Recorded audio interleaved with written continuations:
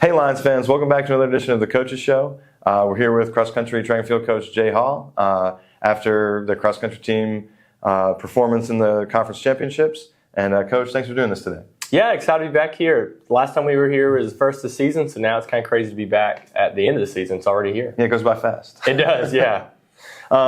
So let's start with the girls. Girls finished second in the conference, so just tell us about how you felt about the race on Saturday. Yeah, super proud of the girls. They did an incredible job. We came in second in conference last year, and we were in a very tough conference, and so trying to match that was huge for us this year, and we did that. So we're very excited. Very tough course, so they had to really run hard. We came in second by the team that came in third. We beat by 4 points. So it was a very tough race. It was one of our freshmen passing like 2 people at the finish line to just make that. So it was intense. They did great. We even improved on our overall time this year. So even though we matched our best finish from last year, we actually improved a pretty good bit when it comes to our time on the course. So It was good. That's awesome. And then did anybody qualify for the national tournament from that? We did, yeah. We were kind of hoping the whole girls would, and we were so close. But we're excited. Like I said, taking good steps forward. We did have one individual on the girls team go. That was Mary Pierce, one of our freshmen. And so super excited for her. We headed to Columbia, Missouri with her and a couple others next week. So tell us about just how they determine which teams go to the national championship. Yeah, so if you win your conference outright, you get the bid. Just like most other sports, exactly. You win the conference tournament, you go. Yeah, so then after that, they have these 11 at-large bids. And so that's you have to have ran well, maybe even second place in your conference. But then outside of that, I think it's I wish I knew more. I know it's second in conference and like a really good average team, and based on what other teams you beat in your conference and how they've scored. If you beat the third place team is ranked 24th and you beat them, then that's a pretty good indicator. You're going to get an at-large bid too. So they do just like normal rankings. Yeah, they do it based on the top 25 that comes out that the NAIA releases for most sports. Mm-hmm. If you're far enough up, you get the at-large bid, especially if the teams that were ranked win their conference championship. Yeah, absolutely. Okay. So, like on the girls' side, the team who won our conference went, but on the guys' side, we had 2 teams go. The one that won and the other one that was like ranked 22nd almost all season or something like that. Okay. So, yeah, there's a couple options there. Well, the NAIA released these earlier this week, so we'll put a link in the video there for everybody if they want to check that out. Yeah, it'd be great. So then tell us about how the guys did too. Guys fought really hard. They did great. We came 4th in our conference this year, which is incredible for us. The top 3 teams in our conference are all ranked nationally, so us coming 4th, meaning we beat the rest of the conference, was huge.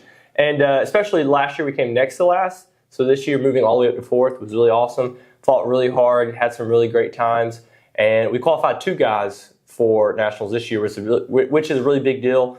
Daniel Puckett and Barrett Poe, both sophomores. So we have 3 go to nationals this year, which is awesome for any year, especially considering that we've only ever sent 1 guy a couple times and 1 girl last year. Yeah. And so now that for this year to have 3 in 1 year, this feels like a big step for us.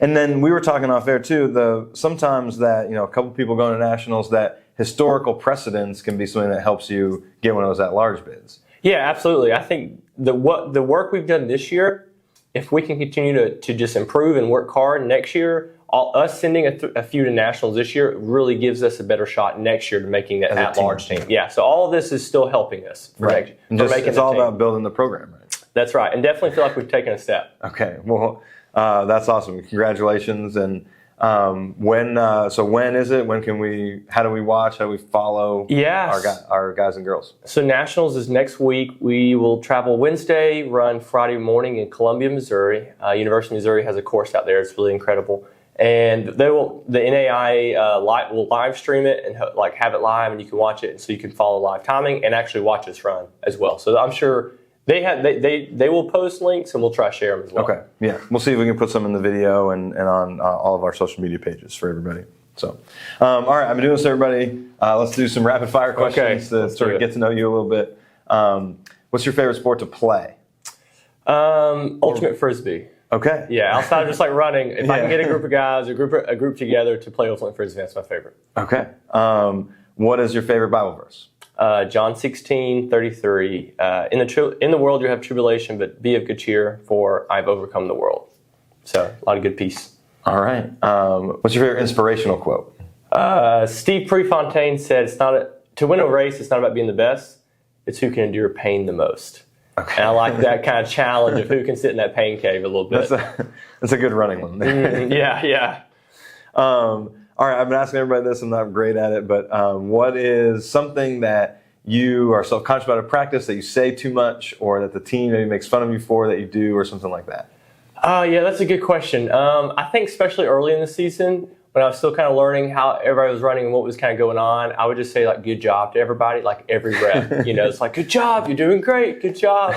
So I'm sure they got tired of, hearing that expert advice there. No, that one wasn't good, Coach, yeah. Yeah. All right, and then the last one here. If there was one thing that you could change about cross-country, a rule or something like that, what would you change? Maybe just having a standard of what a cross-country race looks like. Every race is so varied, let alone the course, the ups and downs, and how they're laid out, but then also how it's ran. Some of these places you show up and it's like they just like slapped it up the morning of, and it's kind of rough. And then other races you go to and it's a lot of this fanfare. We have a band out there, it's awesome. And then the next week, you don't even have the course roped off, and so everybody's like, where do we even run at? So maybe a nice standard of what cross-country looks like as a race would be nice. A minimum standard of management. Yes, that's a good way of putting it. All right. Yeah. All right, well, we appreciate it. Like we said, we'll post some links for everybody to be able to follow our runners at nationals, and just tell everybody one more time who we're looking for, the names. That's right. Mary Pierce from the girls team, and then Daniel Puckett and Barrett Poe from the guys team. All right. Well, we look forward to cheering for them, and good luck to you guys, and Thank you. We'll see you again soon. All right, sounds good. Thank you. That'll do it for another edition of the Coaches Show.